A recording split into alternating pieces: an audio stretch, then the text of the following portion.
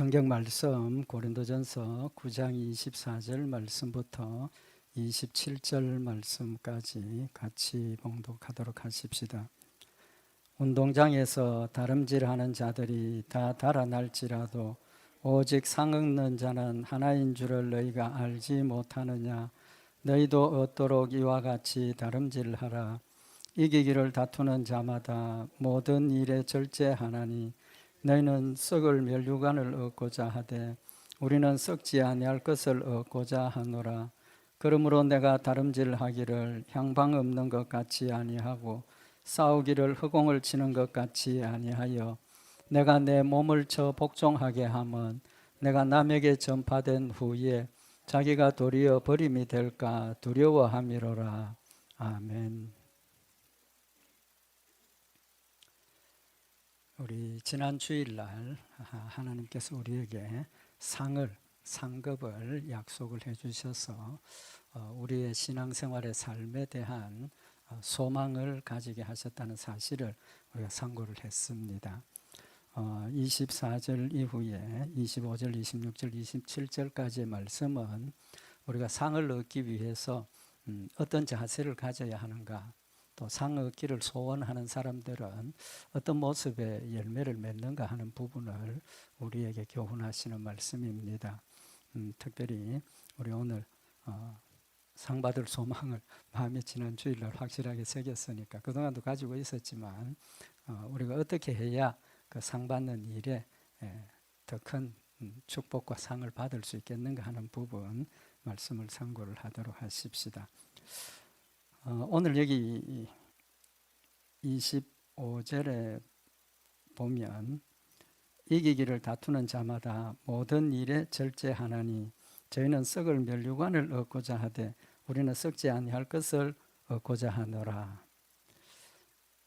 첫 번째 우리가 가져야 할 상 받기 위한 소망에 가져야 할 자세가 상의 가치를 알아야 된다는 겁니다. 상의 가치. 상도 여러 종류가 있죠.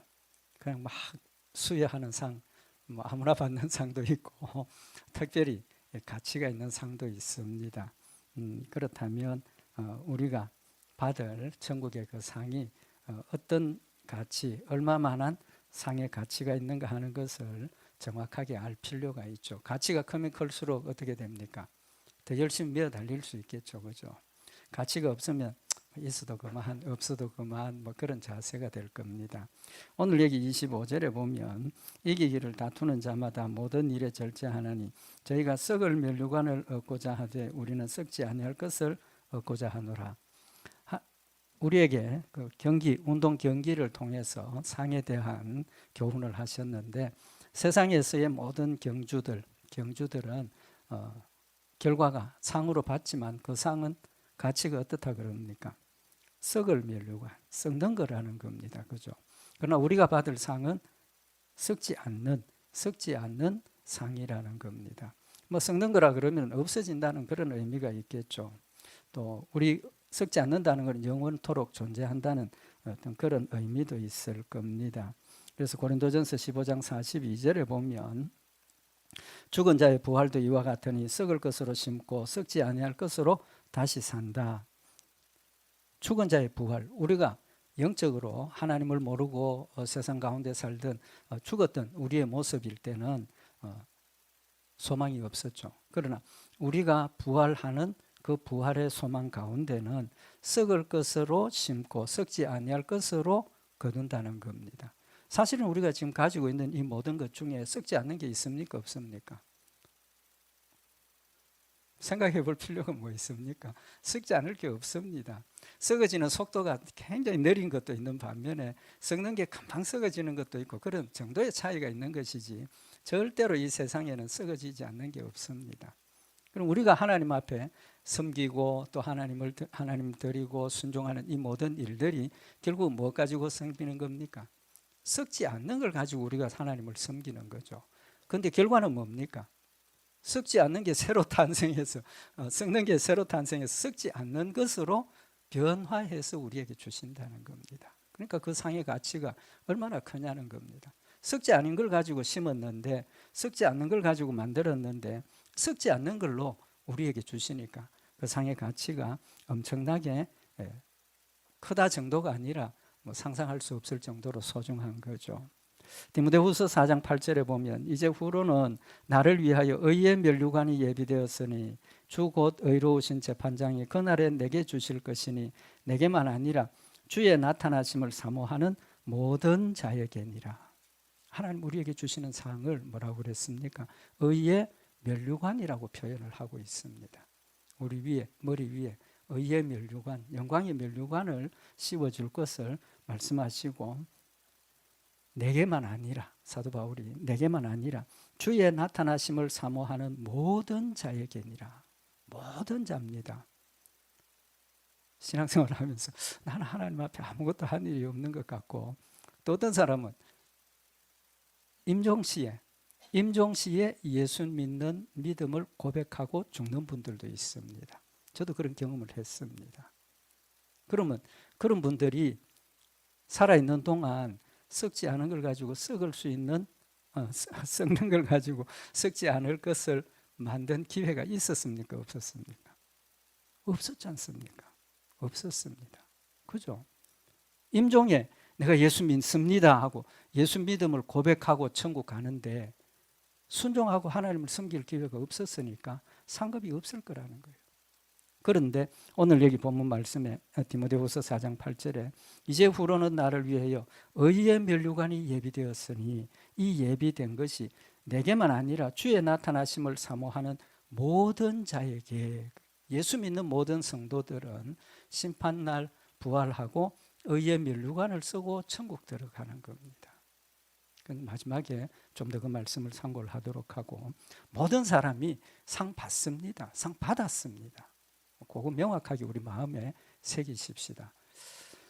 그 다음에 이제 마태복음 6장 19절에 예수님 하신 말씀처럼 너희 보화를 이 땅에 쌓아두지 말라. 이 땅에 쌓아두면 도둑도 들고 좀도 쓸고 녹도 쓸고 자꾸 썩어지고 없어지지만 하늘에 쌓아둔 것은 도둑도 없고 좀도 없고 녹도 쓸지 않고 영원토록 존재하는 그런 상이라는 사실을 말씀을 하고 있는 겁니다.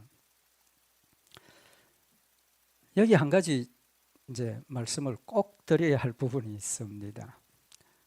상급이 썩지 않을 것으로 우리에게 주시는 상급인데, 가치가 썩지 않는 그런 무한한 가치를 가진 건데, 구원받은 것하고 우리의 수고로 상급받는 것하고 어느 게 가치가 더 큽니까? 왜 그렇게 오래 생각하십니까? 대답이 딱 나와야죠. 구원받는 것이 절대적인 가치를 가지고 있는 겁니다. 의의 면류관을 주신다는 의미가 여기 핵심적으로 지금 우리에게 중요한 것을 가르치고 계시는 겁니다. 구원받은 것보다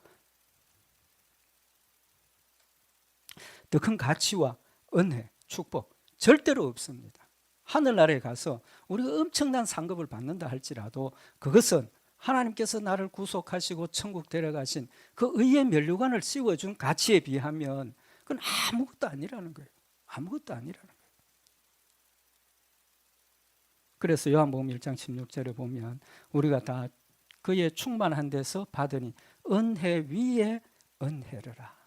우리가 상급받는 것은 하나님께서 주신 절대적인 은혜와 축복 위에 그저 더하여 주시는 은혜일 뿐이지, 그것이 우리가 절대적인 가치를 가지고 그게 목숨 메고 따라가야 될 그런 건 아니라는 겁니다. 오해하시지 마십시오.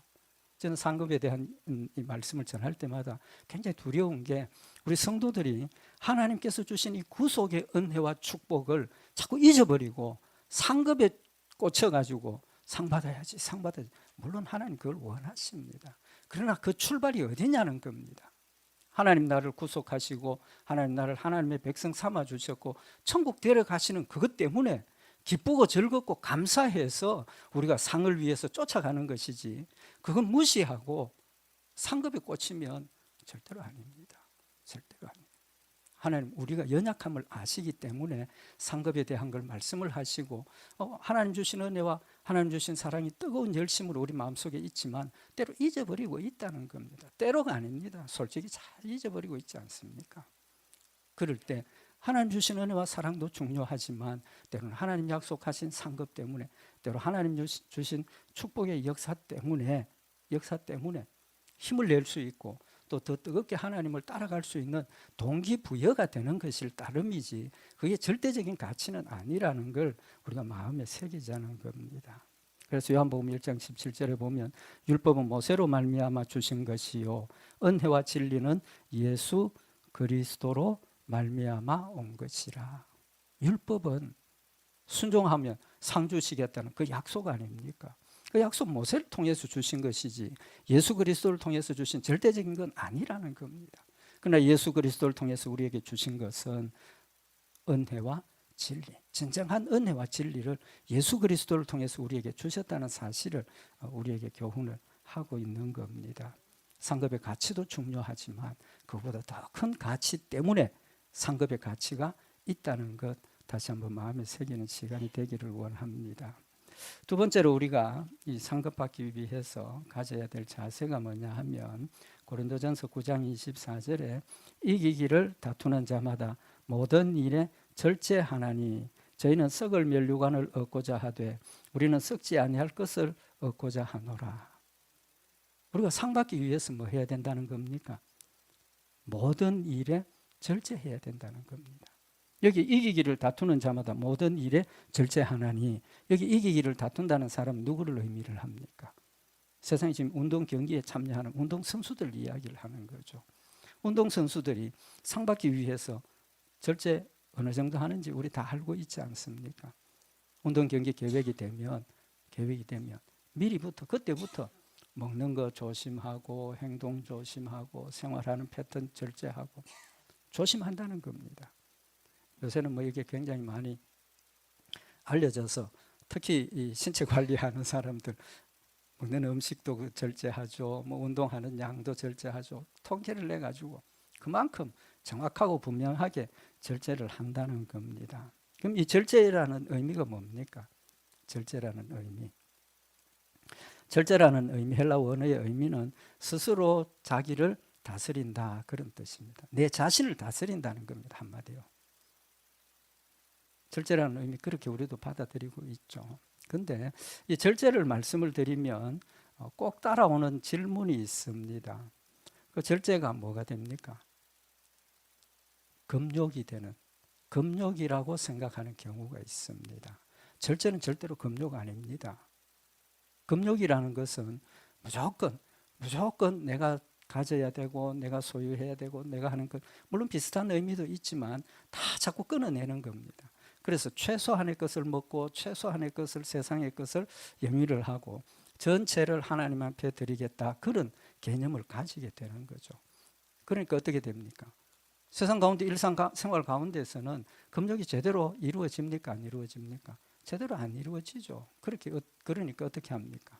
세상과 담을 쌓고 들어가서 생활하게 되는 겁니다. 왜? 그건 금욕에 꽂혀 있기 때문에, 금욕이라는 목적에 매몰되어 있기 때문에 세상하고 단절 안 하고는 금욕이 안 되는 겁니다. 금욕이 안 돼요. 그러니까 담을 쌓고 들어가서 그냥 엎드려서 기도하고 그 최소한의 것 먹고 뭐 나머지 시간 기도하고 그렇게 되어지는 거죠. 하나님이 원하시는 절제는 절대로 그게 아닙니다. 그러면 이 절제라는 의미는 무엇이냐 하면 나를 다스리는 것인데 내 자신의 생각과 내 자신의 욕심과 세상의 어떤 그런 것들을 버리는 훈련이죠. 그래서 예수님 우리에게 뭐라고 말씀을 하셨습니까? 자기를 부인하고 자기 십자가를 지라라고 말씀을 하십니다.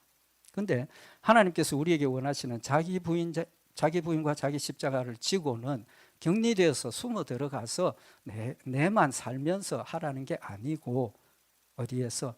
세상 가운데서 하는 겁니다. 세상 가운데서. 뜻이 뭡니까? 너희는 세상이 무엇이라 그랬습니까? 빛이라 그랬지 않습니까? 너희는 세상의 소금이라 그랬습니다. 담을 쌓고 들어가서 금욕주의 생활을 하고 나 홀로 금욕을 지키고 있으면 세상이 빛이 됩니까? 안 됩니까? 안 되지 않습니까? 안 돼요. 내 삶을 통해서 참 하나님을 섬기고 하나님을 의지하고 하나님을 따라가는 그런 모습들을 보여줄 수 없는 겁니다. 나는 만족할지 모르지만 하나님 우리 모두에게 주신 세상이 빛이 되고 소금이 되라는 사명은 감당을 못하는 거라는 겁니다. 그래서 우리는 세상 가운데 살면서 내 마음의 생각과 내 마음에 원하는 것들을 자꾸 굴복시키고 하나님 뜻대로 순종하고 하나님 뜻대로 삶을 살고 또 이 세상 가운데서 하나님의 일을 감당하면서 주의 영광을 드러내는 삶을 위해서 절제하라라고 말씀을 하고 있는 겁니다. 그래서 히브리서 2장 1절에 보면 그러므로 모든 들은 것을 우리가 더욱 간절히 삼갈지니 혹 흘러 떠내려갈까 염려하노라. 홀로 떠내려갈까 염려한다. 그래서 삼간다는 거죠. 이것도 삼가고 저것도 삼가고. 특별히 이 절제라는 단어가 금욕하고 차이가 나는 게 뭐냐 하면 이 절제는 하나님 주신 은혜를 받아서 누리는 것도 중요합니다. 하나님 우리에게 은혜로 주신 것들이 있지 않습니까? 하나님 우리 성도들에게 은혜로 베풀어 주시는 것들이 있습니다. 그것이 때로는 음식일 수도 있고 물질일 수도 있고 세상의 어떤 즐거움일 수도 있고 하나님께서 그건 우리에게 뭘로 약속을 하셨습니까? 상으로 약속하셨지 않습니까? 신명기 6장 24절에 보면 여호와께서 우리에게 이 모든 규례를 지키라 명하셨으니 하나님께서 이 모든 규례, 하나님의 말씀을 순종하라고 명령을 하셨습니다. 그런데 그 명령을 하신 목적이 절제하고 금욕하라 그게 아니라는 겁니다. 명하셨으니 이는 이 모든 규례를 명하신 이유는 우리 하나님 여호와를 경외하여 항상 복을 누리게 하기 위하심이라. 하나님 말씀 순종하면 복 받는다고 약속하셨지 않습니까? 그게 상이지 않습니까? 그럼 상을 주셨는데 금욕한다고 다 밀어놓고 계속해서 굶고 기도하고 그게 옳은 겁니까? 옳은 게 아니지 않습니까? 하나님 우리에게 축복해 주신다고 약속하셨고 그 축복을 받아 누리라고 약속을 하셨고 그거 누리도록 하기 위해서 하나님께서 순종하라 하시고 축복을 약속하셨다고 말씀하고 계시지 않습니까? 또 여호와께서 우리로 오늘날 같이 생활하게 하려 하심이라. 우리의 일상생활 가운데 모든 것이 하나님의 은혜요 하나님의 축복이요 하나님의 사랑이라는 겁니다. 심지어 우리가 당하는 고통과 고난까지도 우리가 당하는 절망까지도 하나님께서 우리에게 주신 은혜라는 관점에서 보면 인위적인 금욕은 아니라는 거죠. 절제입니다. 절제는 어떤 의미가 있느냐 하면 디모데후서 2장 5절에 보면 경계하는 자가 법대로 경계하지 아니하면 면류관을 얻지 못할 것이다. 경계하는 사람이 축구 경계하는 사람 축구 룰이 있죠. 그죠? 미식 축구하는 사람 미식 축구 룰이 있고 다 룰이 다릅니다. 그렇지만 자기가 하는 그 경기에 법대로 해야 인정이 되는 거죠. 인정이 되는 겁니다. 그러면 절제라는 의미가 뭡니까? 하나님 우리에게 주신 룰이 있다는 겁니다. 법이 있다는 겁니다. 그 법이 뭡니까? 하나님의 말씀입니다. 무엇은 하라, 무엇은 하지 말라. 어떤 건 하나님이 원하시는 거다, 어떤 건 하나님이 원치 않는 거다. 하나님 말씀을 가지고 우리에게 가르쳐 주신 이 법을 순종하기 위해서 자기를 부인하는 겁니다. 자기를 부인하는 거예요. 육신의 욕심이 하나님의 뜻을 거스리고 우리 마음에 움직여질 때 그것을 쳐서 하나님의 뜻을 따라갈 수 있도록 하는 그것이 바로 자기를 부인하고 자기 십자가를 지라라고 하시는 말씀의 의미를 이야기를 하시는 거죠. 그래서 로마서 8장 5절에 보면 육신을 쫓는 자는 육신의 일을 영을 쫓는 자는 영의 일을 생각하나니 육신의 생각은 사망이요 영의 생각은 생명과 평안이니라. 육신의 생각은 하나님과 원수가 되나니 이는 하나님의 법에 굴복치 아니할 뿐 아니라 할 수도 없습니다. 하나님의 법이 중요하다는 핵심입니다. 내 마음의 생각이 하나님의 뜻과 일치가 되면 열심히 해야죠. 내 마음의 뜻이 하나님의 뜻과 반대가 되면 아무리 내가 원해도 아무리 내 몸이 원해도 쳐서 복종시켜서 하나님의 뜻을 위해서 행동하고 따라가야 한다는 사실을 말씀을 하고 있는 겁니다. 오늘 여기 고린도전서 9장 27절에 보면 사도 바울이 내가 내 몸을 쳐 복종하게 하면 내가 남에게 전파한 후에 자기가 도리어 버림이 될까 두려워함이라. 사도 바울이 자기는 복음 열심히 전했는데 자기가 하나님 말씀대로 순종하지 못하면 그러나 남은 살렸는데 나는 축복받지 못한다. 그래서 그것 때문에 뭐라고 그랬습니까? 내 몸을 쳐 복종한다. 내 몸을 쳐 복종한다. 자기를 부인하는 일이 얼마나 힘드냐 하는 것을 지금 우리에게 가르쳐주고 있는 겁니다. 여기 우리 관심 있게 한 가지 말씀을 드리고 싶은 게 뭐냐 하면 사도 바울이 내 몸을 친다 그랬습니다. 친다. 이 친다는 헬라 원어의 뜻은 눈 아래 여기를 친다는 뜻입니다. 여기를 친다. 그 의미가 뭐겠습니까? 눈 아래 여기가 급소입니다. 급소. 권투 선수들이 상대방을 노크아웃시키기 위해서 노리는 데 바로 여기입니다. 여기 한 대 맞으면 아무리 강한 사람도 KO되게 되어 있습니다. 왜? 급소기 때문에. 그러니까 사도 바울이 내 눈 밑에 여기를 친다 하는 것은 자기의 욕심을 절제하고 따르기 위해서 어디가 나를 굴복시킬 수 있는 곳인지 정확하게 자기를 알고 있다는 겁니다. 그냥 아무데나 막 두드려봐야 때려봐야 멍만 들지 효과가 없다는 거죠. 하나님께서 우리에게 주신 말씀을 순종하기 위해서 명확하게 우리는 공격 포인트를 잡아가지고 공격을 하고 정복을 해야 되고 또 우리 몸과 마음이 여기 보면 내 몸을 쳐 복종하게 한다. 복종하게 한다. 복종의 뜻이 뭡니까? 종이 된다는 겁니다. 종이 된다는 거예요. 내가 하나님의 종이 되기 위해서 목사만 종이 아닙니다. 우리 모두가 종입니다. 똑같은 종이에요. 하나님의 종이 되기 위해서 철저하게 하나님 말씀 순종하는 충성스러운 종이 되기 위해서 절대적인 것을 찔러서 복종시킨다라고 우리에게 교훈을 하고 있는 겁니다. 그러면서 사도 바울이 고린도전서 15장 31절에 보면 형제들아 내가 그리스도 예수 우리 주 안에 가진 바 너희에게 대한 나의 자랑을 두고 단언하노니 나는 날마다 죽노라. 나는 날마다 죽노라. 사도 바울이 얼마나 철저하게 자기를 절제하고 자기를 하나님께 드리는가 하는 것을 우리에게 보여주는 두 가지 말씀인 겁니다. 자기를 쳐서 복종시키고 또 날마다 죽노라고 고백을 하고 있는 겁니다. 그래서 갈라디아 5장 24절에 그리스도 예수의 사람들은 육체와 함께 거청과 욕심을 십자가에 못 박았느니라. 못 박았느니라. 아무리 노력해도 안 됩니다. 그렇다고 낙심하지 마십시다. 열심히 노력해야 됩니다. 안 된다고 중간에 포기하면 됩니까? 안 됩니까? 안 되죠. 또 안 된다고 포기할 때 하나님 가만히 계십니까? 아닙니까? 가만히 안 계시죠. 가만히 안 계십니다. 찾아오셔서 깨우쳐 주시고 힘 주시고 또 하나님 일을 할 수 있도록 성령님께서 늘 함께 하시고 인도하신다는 사실도 우리가 함께 기억을 하십시다. 절제는 내 노력만 가지고 되는 건 아니고 하나님께서 늘 함께 하셔서 절제하게 하시는 겁니다. 위로를 받으십시다.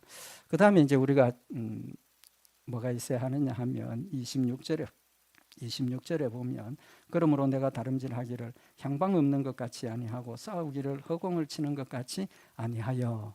그 다음에 우리가 해야 될 일이 뭐냐 하면 향방이 없는 것 같이 아니한다. 그랬으니까 뭐가 있어야 됩니까? 향방이 있어야 된다는 거죠. 또 허공을 치는 것 같지 않는다. 그러니까 어떤 목표가 정확하게 있어야 된다는 겁니다. 우리가 정확하게 절제를 하기 위해서 방향이 있어야 되고 또 정확한 목표가 있어야 된다는 걸 말씀을 하고 있습니다. 향방이 없다는 것은 목적이 없다 그런 뜻입니다. 헬라 원어의 의미가 목적이 없다. 그러니까 우리의 삶이 절제하기 위해서 제일 먼저 해야 될 일이 절제의 목적과 목표가 명확하게 있어야 한다는 겁니다. 있어야 한다는 겁니다. 육상 선수가 예를 들어 100m를 하든지 마라톤을 하든지 육상 선수가 목표가 있습니까? 없습니까? 목적지가 있죠. 만약에 결승 라인을 통과를 못하면 어떻게 됩니까? 아무리 빨리 달려도 마라톤 선수가 아무리 빨리 기록을 세워도 결승점 통과하지 않고 딴 데로 가면 소용이 없는 겁니다. 소용이 없는 거예요. 그리고 싸우기를 허공을 치는 것 같이 아니한다. 권투 선수가 상대방을 눕혀야 되는데 자꾸 딴 데 헛손질하고 있으면 됩니까? 안 됩니까? 헛손질하면 힘만 빠지죠. 도리어 손해를 본다는 겁니다. 목표와 목적 정확하게 알고 또 방법도 정확하게 알아야 된다는 겁니다. 그러면 우리는 목표와 목적을 어떻게 알 수 있습니까? 우리 성도들 절제 목적과 목표를 가지고 계십니까? 가지고 있습니다. 그 목표와 목적이 어디 있습니까? 성경 말씀에 다 있습니다. 성경 말씀에 다 있다고. 성경 말씀을 통해서 하나님께서 우리에게 주신 뜻이 무엇인지, 하나님 우리를 인도하시는 방법이 무엇인지, 하나님께서 우리에게 원하시는 목적이 무엇인지를 성경 말씀을 통해서 명확하게 구분하고, 하나님께서 주신 목적과 목표를 이루기 위해서 하나님이 어떻게 하라 하신 방법을 따라서 쫓아가는 것이 우리가 해야 할 일이라는 사실을 말씀을 하고 있는 겁니다. 목적과 과정 모두가 하나님의 뜻에 맞고 하나님의 방법에 맞아야 한다는 사실을 교훈을 하시는 겁니다. 누가복음 12장 47절에 보면 주인의 뜻을 알고도 예비치 아니하고 그 뜻대로 행치 아니한 종은 많이 맞을 것이요 알지 못하고 맞을 일을 행한 종은 적게 맞으리라. 주의 뜻을 알고도 행치 아니한 종은 많이 맞고, 그럼 주의 뜻은 어디를 통해서 알 수 있습니까? 성경 말씀을 통해서 아는 거예요. 성경 말씀을 통해서 하나님의 뜻이 무엇인지를 성경 말씀을 통해서 우리에게 명확하게 가르쳐 주셨는데, 알고 행하지 않으면 뭐 한다고 그랬습니까? 많이 맞는다. 근데 알지 못하고 맞을 일을 행한 종은 안 맞는다 그랬습니까? 모르고 알지 못하고 맞을 일을 행한 종은 안 맞는다가 아니라 뭡니까? 적게 맞으리랍니다. 적게 맞으리라.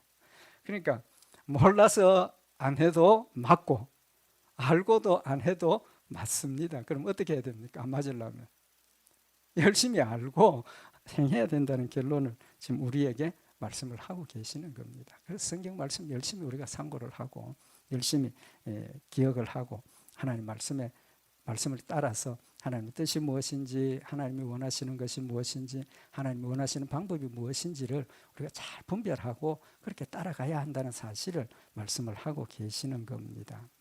예수님께서 제자들에게 내가 이제 사흘 후에 잡혀서 죽는다 하니까 이제 그때서야 베드로가 예수님 실제로 죽으심을 깨닫게 되죠. 베드로가 뭐라고 예수님께 말씀을 드립니까? 마태복음 16장 22절에 보면 베드로가 예수를 붙들고 간하여 가로되 주여 그리 마옵소서 이 일이 결코 주에게 미치지 아니하리이다. 예수님 죽으시면 안 됩니다. 절대로 죽지 않습니다. 예수님 대답이 뭡니까? 마태복음 16장 23절에 보면 예수께서 돌이키시며 베드로에게 이르시되 사탄아 내 뒤로 물러가라. 베드로를 뭐라고 지칭을 하십니까? 사탄아 그래. 사탄아 그래. 왜 사탄입니까? 이 시점에서 왜 사탄입니까? 하나님의 뜻과는 정반대의 것을 지금 건의를 하고 있지 않습니까? 성경을 보면 안 그래도 지금 예수님 죽으심이 자신에게 두려움이 되었습니까? 안 되었습니까? 두려움이 되었지 않습니까? 잡히시기 전날 내가 너무 두렵고 고통스럽고 걱정스러워서 죽게 되었다라고 제자들에게 그렇게 고백을 하시면서 겟세마네 동산에서 주님 앞에 엎드려서 땀을 흘려가면서 하나님 앞에 메어 달려서 기도하는 그런 모습을 보면 지금 예수님의 마음이 편안하고 즐겁게 지금 죽음을 준비하고 기다리고 있는 것 아니라는 걸 우리가 알 수가 있다는 겁니다. 그 시점에서 베드로가 예수님 죽으시면 안 됩니다. 얼마든지 감정이 움직여질 수 있고 얼마든지 예수님이 자기의 죽음에 대해서 포기하고 싶은 마음이 생겨질 수 있는 그런 상황이라는 거죠. 그건 누가 주는 마음입니까? 사탄이 베드로를 지금 사용을 해서 하나님 예수님의 마음을 지금 자꾸 흔들어 놓는 거죠. 그래서 사탄아 내 뒤로 물러가라. 너는 나를 넘어지게 하는 자로다. 넘어지게 하는 자로다. 하나님의 뜻이 무엇인지를 명확하게 알아야 한다는 겁니다. 인간적으로 보면 예수님 우리를 떠나는 것이 얼마나 안타깝고 슬프고 답답하겠습니까? 예수님을 의지하고 예수님 사랑하는 그들이 예수님 떠나신다 하니까 죽으신다 하니까 말리는 게 맞지 않습니까? 인간적으로 보면 죽으시면 안 되는데 걱정하고 기도하고 그렇지만 하나님의 뜻이 예수님이 십자가에 못 박혀 죽으셔야 한다는 것을 안다면 그런 마음을 뒤로 하고 오히려 예수님을 위해서 기도하고 오히려 자신들의 마음이 예수님의 그 죽음을 기쁨으로 받아들일 수 있도록 기도하고 다음의 일들을 위해서 하나님 다음 뜻이 무엇입니까? 하나님 원하시는 것이 무엇입니까? 깨닫게 해주십시오를 기도하는 그런 자세를 가졌어야 함에도 불구하고 하나님의 뜻을 모르니까 오히려 반대되는 일들을 이야기를 하고 있다는 겁니다. 우리가 하나님의 뜻이 무엇인지 아는 것이 얼마나 중요한가 하는 것을 우리에게 극단적으로 보여주는 예입니다. 로마서 12장 2절에 보면 너희는 이 세대를 본받지 말고 오직 마음을 새롭게 함으로 변화를 받아 하나님의 선하시고 기뻐하시고 온전하신 뜻이 무엇인지 분별하도록 하라. 우리가 마음에 새겨야 할 말씀인 겁니다. 그런데 하나님의 말씀을 통해서 하나님의 뜻이 무엇인지를 우리는 알아야 된다는 거죠. 그래서 에베소서 5장 10절에 보면 주께 기쁘시게 할 것이 무엇인가 시험해보라. 우리 마음속에 시험해보라고 말씀을 하고 있습니다. 마지막으로 한 가지만 더 말씀을 드려야 되겠습니다. 이제 상 받을 것에 대해서, 자세에 대해서 우리가 말씀을 상고를 했는데, 상은 누가 주십니까? 하나님이 주시죠. 예수님이 주십니다. 평가는 누가 합니까? 하나님이 하시고 예수님이 하십니다. 그럼 예수님이 나를 상 주실 때 어떤 기준으로 상 주시는지 알고 계십니까? 하나님 상 주시는데, 심판날 예수님께서 나에게 상 주시는데 상을 어떤 기준에서 상을 주시는지 알고 계시느냐고요. 그걸 알아야 맞출 수 있지 않습니까? 시험 치러 가는 사람이 뭐 시험 내용이 뭐 나올는지도 모르고 막연히 가서 시험 통과할 수 있습니까? 절대로 없습니다. 기준이 뭔지, 나올 시험 문제가 어떤 범위에서 나오는 것인지, 어떤 내용에서 나오는 건지 알고 거기에 맞추어서 따라가야 되는 것이지, 아무것도 모르고 그냥 내 뜻대로 내 생각대로 하는 것 절대로 아니라는 겁니다.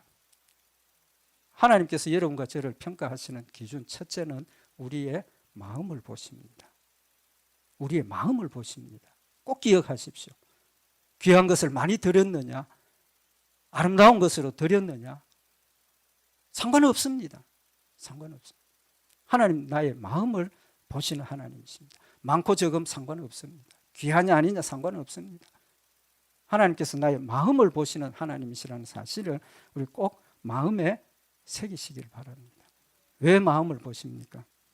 예레미야서 17장 9절에 보면 만물보다 거짓되고 심히 부패한 것은 마음이라 누가 능히 이를 알리오마는 나 여호와는 심장을 살피며 폐부를 시험하고 각각 그 행위와 그 행실대로 보응한다.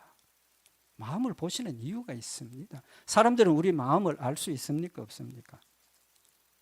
나 당신 마음 압니다. 절대로 믿지 마십시오. 믿지 마세요. 알 수가 없습니다. 그냥 짐작하는 것이지. 혹 사탄이 역사해서 상대방의 마음을 읽도록 하는 수도 있을 수는 있습니다. 그렇지만 일반적으로 상대방의 마음을 우리는 절대로 알 수가 없습니다. 그렇기 때문에 우리가 하나님의 말씀을 순종하고 하나님을 섬기는 일에도 다른 사람들 보기에 좋도록만 얼마든지 할 수 있습니다. 예수님 시대에 제사장들이나 서기관, 바리새인들이 바로 그런 부류에 속하는 사람들 아닙니까? 철저하게 하나님 말씀 순종한다고 했고, 철저하게 하나님 말씀 순종하는 것처럼 이야기를 하고 일반 백성들을 강압적으로 다루었던 그들이지만 예수님 뭐라고 그랬습니까? 회칠한 무덤이라고 책망하셨습니다. 겉과 속이 다르다고 책망하셨습니다. 겉으로 아무리 좋은 일을 많이 해도 내 마음속에 진실한 믿음이 없고 하나님에 대한 사랑이 없고 감사가 없고 보여주기 위해서 했던 것은 절대로 하나님께서 인정하지 않으십니다. 지난 주일날 말씀 상고했던 것처럼 불 가운데로 지나가고 나면 다 드러나게 되어 있습니다. 내 마음이 어떠냐는 겁니다. 많은 사람이 많은 헌금을 주님 앞에 했지만 예수님께서 가난한 과부가 엽전 2렙돈 하는 것 보고 뭐라고 말씀을 하셨습니까? 이제까지 여기 있는 모든 사람들보다 더 많이 했다. 더 많이 했다. 그 평가는 무슨 평가입니까? 절대로 상대적인 평가가 아니고 절대적인 평가입니다. 절대적인 평가. 그 과부의 마음을 보셨고 그가 드릴 수 있는 가치에서 최고의 것을, 마음이 있으니까 자기 생활비 전부를 드릴 수 있는 그런 마음을 하나님 앞에 드렸다라고 예수님 평가하고 계시는 겁니다. 많고 적음이 아닙니다. 절대로 비교하지 않습니다. 우리 신앙생활을 하는데 제일 위험한 것 중에 하나가 누구는 어떻게 했으니까 나도 어떻게 해야지. 왜 그러십니까? 아닙니다. 하나님 그걸 보시는 하나님 아니에요. 하나님 나에게 주신 것 안에서, 하나님 주신 것, 나에 주신 것 안에서 즐거워하고 기뻐하고 감사하고 누리면서 최선을 다해서 내 마음을 다해서 하나님 앞에 드리면 엽전 한 입이라도 하나님께서는 그건 귀하게 보시는 하나님이시라는 사실을 말씀을 하고 있는 겁니다. 하나님 우리에게 상을 약속하셨습니다. 상의 가치를 평가하시는 것은 하나님 내 마음을 보십니다. 진실한 마음을 보신다는 것. 다시 한번 마음에 새겨서 오늘 하나님 주신 은혜와 사랑을 진심으로 감사하고 기쁨으로 하나님 주신 은혜를 힘을 다해서 하나님을 사랑하며 섬기는 우리 복된 역사들 있기를 바랍니다. 기도드리십시다. 사랑의 하나님 아버지, 저희들 사랑하셔서 하나님 자녀 되게 하시고 천국의 아름다운 산 소망을 주시고 또 상급도 아름다운 소망으로 주셨음을 진심으로 감사를 드립니다. 우리의 수고가 헛되지 않음을 다시 한번 마음에 새기는 시간이 되게 하시고 하나님 주신 은혜와 사랑이 기쁨과 감사가 되어서 뜨겁게 하나님을 사랑하며 자원하여 주를 섬기는 복된 열매들 되도록 주님 축복하시옵소서. 우리 주 예수 그리스도의 이름으로 기도드리옵나이다. 아멘.